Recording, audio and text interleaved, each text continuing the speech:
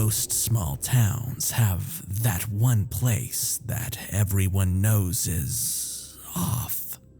It might be a gas station, an old summer camp, an abandoned mansion. Hell, sometimes it's the entire town itself. But in my case, it's an old ski lift that leads to nowhere. I know that doesn't sound like it makes any sense, but if you were a local, you would know what I mean. The ski lift is as old, if not older, than the town itself, but no one knows exactly how old.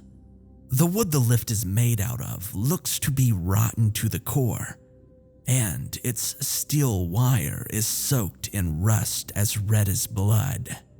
Honestly, it's a miracle that it's still standing.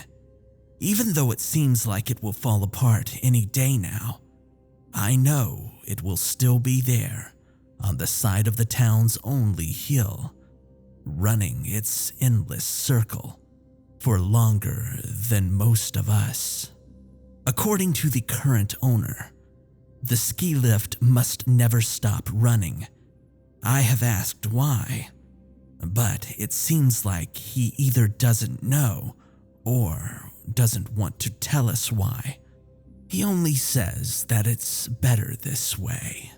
I work at the ski lift with my coworker George, or live if I were to be completely honest. The ski lift has a small control cabin next to it. It's manned 24 hours a day, 7 days a week. For me, it's not that big of a problem.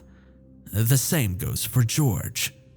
When I got this job, I had just been kicked out of home by my mom, so it was perfect. And George seems to enjoy the peace and quiet.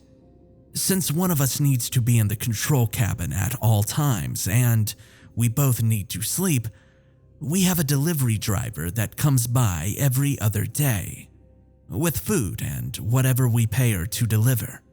Sometimes she stays for enough time to get a cup of tea and chat with the two of us. Our only real duties is to make sure that the lift runs at all times, and that no one other than the delivery driver or the owner gets near it or the control cabin. Yeah, you read that correctly. The public isn't allowed near, and for good reason. I actually have a theory on why the public isn't allowed near the lift. I think that the lift is a magnet for bad energy, almost like a dream catcher. You see, the lift itself is weird. And don't even mention the huge wall of fog it leads to. Also, the forest around it is almost as off. I first noticed it on the first night. It was snowing pretty heavily, to the point that you couldn't see anything outside the cabin's windows except for white. George had decided that he was gonna let me get some sleep and took the first night shift. I awoke the morning after to find that George had fallen asleep in his chair, but luckily it didn't appear that anything had happened while we were asleep. The moment that I opened the door, I realized I was mistaken. When I looked outside, I was shocked to find that the snow-covered hill that had been there the day before was gone.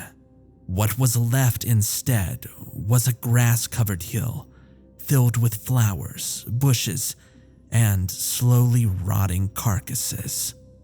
I immediately shook George awake to make sure that I wasn't going crazy. His surprised face told me everything. I grabbed the phone and called the owner. After 20 minutes of yelling, the owner hung up. Apparently, when there isn't a conscious human inside the cabin, it messes up the weather. So, the moment that George had also fallen asleep, the weather turned from winter to summer and melted away all the snow. The carcasses were apparently animals from the forest that had simply frozen to death and were buried under the snow. I could tell that the owner was hiding something from us that time, because I had never seen an animal with human hands.